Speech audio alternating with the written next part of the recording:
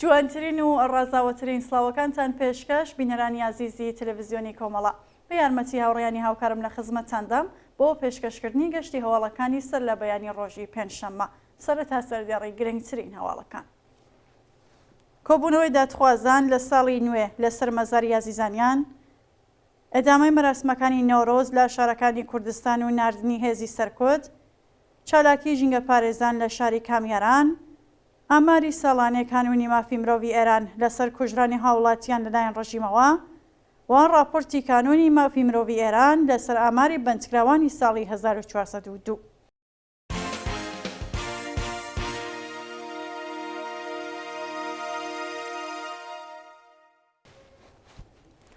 درێژە هەواڵەکان کۆبوونەوەی دادخوازان لە ساڵی نوێ لەسەر مەزاری ئازیزانیان ڕۆژی چوارشەممە یەکی خاکەلەوەی 1403 بنەماڵی گیانبەختکردوانی شۆڕشی ژینا لە شارەکانی کوردستان و ئێران هاوکات لەگەڵ دەستپێکی ساڵی نوێ لەسەر مەزاری ڕۆڵەکانیان کۆبوونەوە و پەیمانیان لەگەڵ ئاوەسەکانیان نوێ کردەوە. بەپێ و ڤیدۆیانەی بەدەستمان گەیشتووە دادخوازانی بۆکان مەزاری گیانبەختکردوانی شۆڕشیان گۆڵباران کردووە و لە شاری سنا بنەماڵی ئاریەن خۆشکەوار سفرەی حەوت سینیان لەسەر مەزاری ناوبراودا ڕاخست. لە عێراق خەڵکی ئازادیخواز و بنەماڵی مێرشاد شەهیدی نژاد لەسەر مەزاری ئەو گیانبەخت کردووە کۆبوونەوە و بەڵێنیاندا درێژە دەری ڕێگای بن. بنەماڵی ئەبۆلفەز ئادینەزادە لە مەشهەد و بنەماڵی مەریەم ئارمین لە کرمان سفرەی حەوت سینیان لەسەر مەزاری عەزیزانیان ڕاخست و خەڵکی ئازادیخواز گوڵی سووریان پێشکەشیان کرد. لە تاران بنەماڵی ئارمیتا گەراوەند، لە ئیلام بنەماڵی موحسین قەیسەری و بنەماڵی ڕەحیم کلیچ لە قائمشار مەزاری عەزیزانیان گۆڵباران کرد و ڕێزیان لە بیرەوەریەکانیان گرت.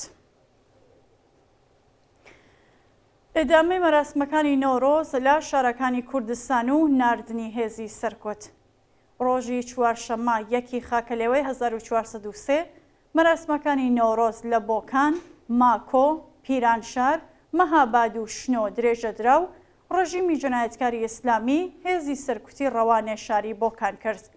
بەپێ و وێنانەی بەدەستمان گەیشتووە خەڵکی خۆڕاگری کوردستان لە گوندی قاراوەی بۆکان ئاگری نۆرۆزیان بەدەستی باوکی نەمەر شەهریار محەممەدی هەڵکرد و دژ بە ڕژیم دروشمیان وتەوە.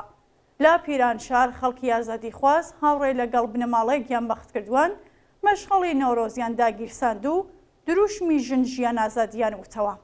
لە ماکۆ ژنان و پیاوانی ئازادیخواز بە دۆر ئاگری نۆرۆزدا سەمایان کرد و لە شاری شنۆ ئاگری نۆرۆز لەلایەن بنەماڵی گیانبەختکردوان هدایەت عەبدوڵڵاپور، سیامەند شابۆئی و شاخەوان عەبدیەوە داگیرسا و بەشدار بووان دروشمەکانی هەتا کوردێک بمێنێت کوردستانیش دەمێنێت و ژن ژیان ئازادیان وتەوە.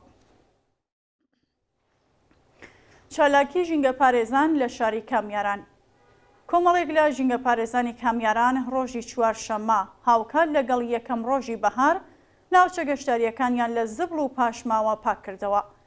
بە پێزانیاریەکان ژینگە پارێزان و لایەنگرانی سروشت بە شێوەی خۆڕسک زبڵ و پاشماوەکانیان لە گوندی زمانگریوەی سەر بە شارستانی کامیاران کۆ کردوێتەوە و بە هەڵواسینی بەنێر و دیاریکردنی شوێن بۆ فڕێدانی زبڵ شوێنە گەشتاریەکانیان بۆ پێشوازی لە خەڵک ئامادە کردووە. دیاری منداڵانی چاوگەشی مەریوان بە بۆنەی هاتنی نەورۆز ڕۆژی چوارشەممە یەکی ڕەشەممە منداڵانی بیرسەوزی قوتابخانەکانی مەریوان بە هاوکاری ئەنجومەنی سەوزیچیای مەریوان بە بۆنەی هاتنی نۆرۆز سرودێکیان وەکو دیاری پێشکەش بە خەڵکی کوردستان کرد.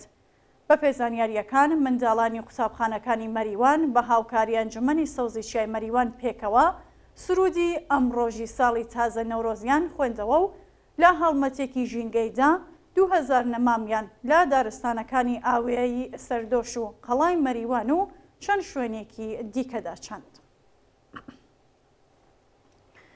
پەیامی پیرۆزبایی نۆرۆز لەلایەن دایکانی شۆڕشی ژینا ڕۆژی چوارشەممە و هاوکات لەگەڵ دەستپێکی ساڵی تازای هەتاوی دایکانی شۆڕشی ژینا لە کوردستان پەیامی پیرۆزبایی خۆیان ئاراستەی خەڵکی کوردستان و ئێران کرد.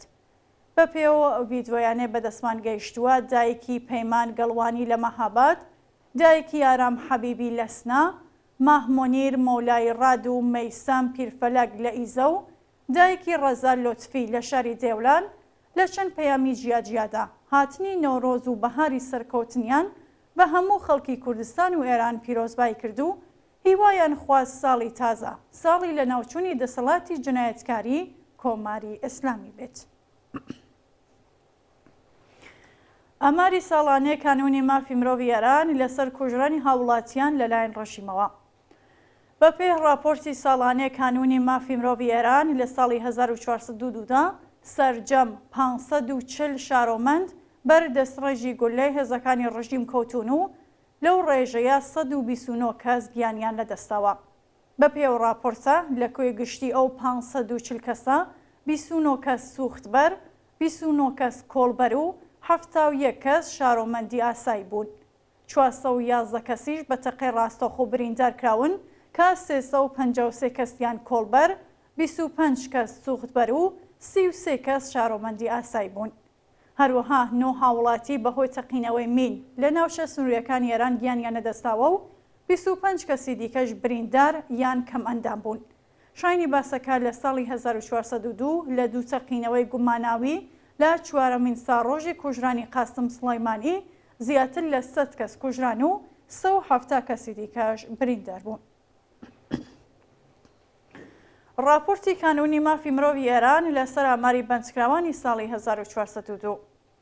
بەپێی راپۆرتی کانونی مافی مرۆڤی ئێران لە ساڵی 1402دا 3187 شارۆمەند بە بیانووی جیاوازی ئائینی، سیاسی یان مافی مرۆڤ لەلایەن ناوەندە ئەمنیەتەکانەوە دەست بەسەرکراون. بەپێی ئەو راپۆرتە سەرەڕای ڕەفاندنی ئەو 3187 کەسە 672 کەس لەبەر جیاوازی شێوازی ژیانکردنیان دەست بەسەرکراون. لە کۆی گشتی ئەو ئامارە 2491 کەس لە بواری مافی ئازادی ڕادەربڕین لەلایەن هێزەکانی حکوومەتەوە دەست بەسەرکراون کە 112 کەسیان کەمتر لە 18 ساڵ تەمەن بوون.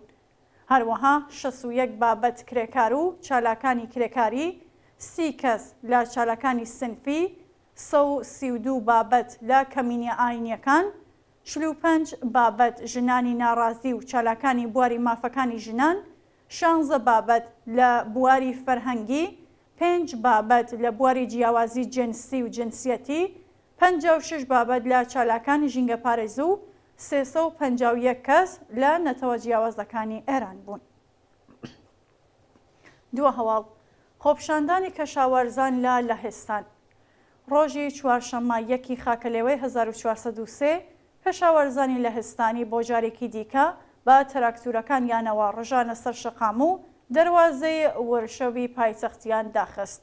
بەپێی راپۆرتی دەستگای هەواڵنێری سپۆتنیک کەشاوەرزانی لەهێستانی دەواازەی چوونە دەرەوەی شاری وەرشەویان داخستووە و پۆلیس هەوڵ ئەدات محوەرەکانی دیکە بەمبەستی کەمکردنەوەی باری ترافیک بکاتەوە.